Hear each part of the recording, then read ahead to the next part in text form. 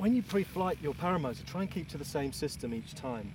I use a system that has three separate parts. The fuel system, and then the thrust transmission, and the suspension from the paraglider overhead. So the first part of the fuel system, of course, is the tank. So we look at the fuel, make sure there's enough in there, and make sure that it has been mixed properly. Security of the tank, make sure it's fixed on, none of the screws are undone. And then the fuel comes out of the bottom pickup. We check the line up to the primer bulb, and then through the filter, make sure it's not blocked, and into the carburetor. Primer bulbs, they're a constant cause of problems on paramotors. Cheap primer bulbs have plastic inserts and valves in each end. The better ones are aluminium. As you can see, I've got one that probably is serviceable, but I need to keep an eye on it. And to that effect, I fitted a clear piece of fuel tubing at the top here, so that if any air bubbles are getting into the fuel system, I can see them in the last little bit of tube before it goes to the carburetor. This machine has a tap on the fuel vent, so that if the machine is laid down flat, petrol won't escape through the vent in your vehicle. So I always leave this open. I very rarely lay it down, but if I do lay the machine down and close the vent, I put a little red flag, a little bit of red rag around the carabiner just to remind me that I've closed it. Yeah, if you don't have this open, the pump from the carburetor will suck the tank in, and then the motor will eventually cut out. The fuel then passes through the carburetor, so that's part of this check. And we check the airbox is secured, not loose, and the carburetor itself, give it a little shake, make sure there's nothing loose on that. The throttle system is next, and that is the handheld lever. Make sure it's not locked on, make sure there's full and free movement.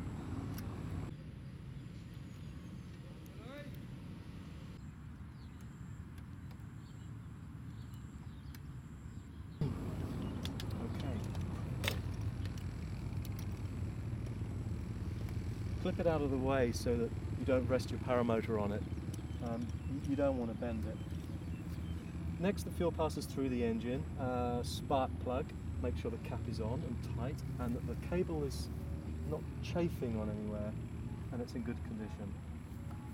At this point you can check the other parts of the wiring. That's the ignition coil with its stop wire and also its positive wire. Okay, make sure they're in good condition and not chafing. After the fuel has been burned, it comes through the exhaust, so that's the next part. Of course, the springs should be not cracked. We have little lock wires here to make sure that if the spring is broken, it doesn't go through the propeller, so make sure they're not broken. Sometimes they can break inside the spring. Exhaust system then, just grab it like this, make sure obviously it's not hot, and just give it a small tug. Make sure that the rubber mounts here aren't perished or cracked, and that the bolts haven't come loose. The silencer is attached to the end. Again, that has a separate rubber mount on this machine and a locking wire here. So that's the fuel part of the cycle. Next we have the thrust, which that is a line that goes through, eventually ending up at the pilot. So it starts off with a propeller.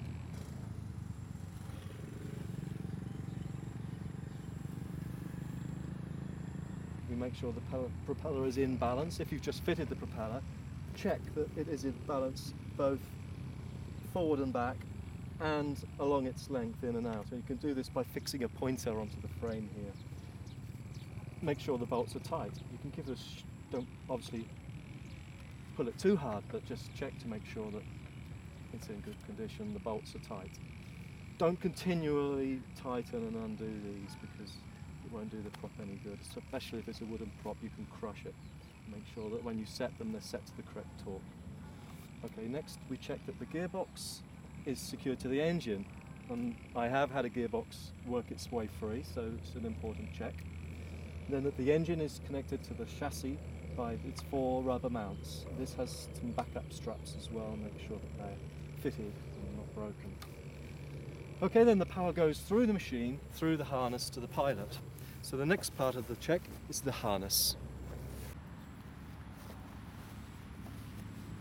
The thrust from this paramotor comes through the frame, so we need to check that the swinging arms are in good condition.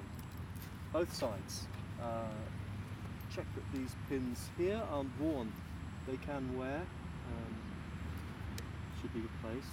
Again, these shackles here. And then we can follow down the harness, around the back, and just up the other side.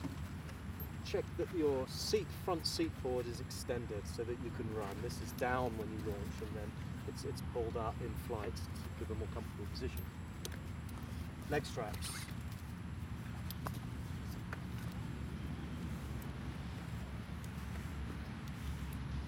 Okay, these leg straps, they suffer from a problem, and they're commonly used on paramotors.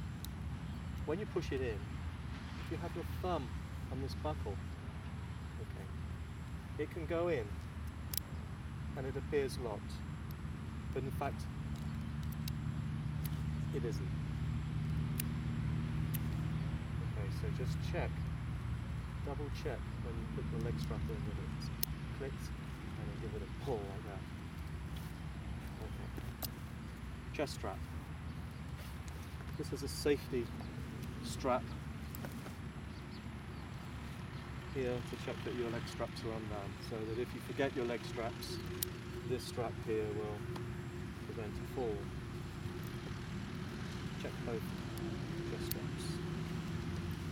Make sure you haven't adjusted the chest adjuster.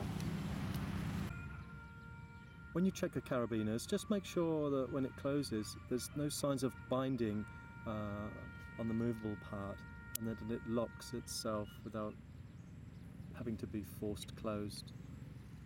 Okay, I'll just show you again.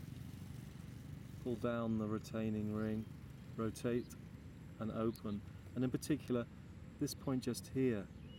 Just make sure that hasn't been bent, and you can tell if it has been bent because the carabiner will be stiff a little bit stiff when it closes. Okay. Shoulder straps.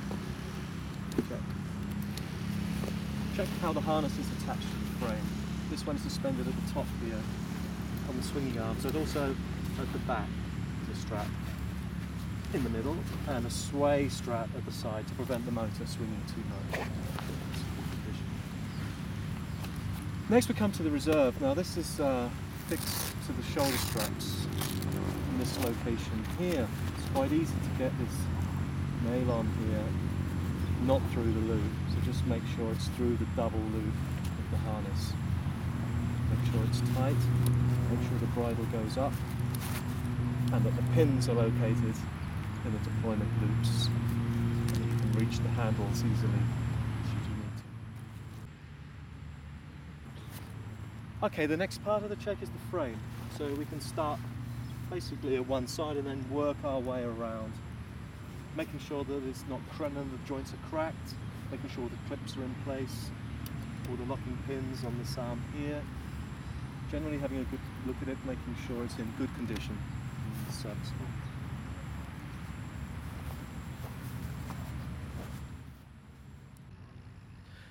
So to sum up, a good pre-flight check consists of a system, whichever system you use.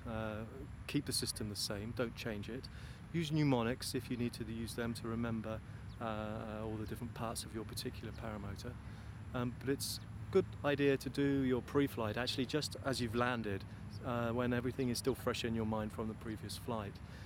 That would give you an idea of, particularly if you heard some strange noises, to check an exhaust system, for example. So pre-flight checks, pretty important. Make sure you get them right and don't forget anything.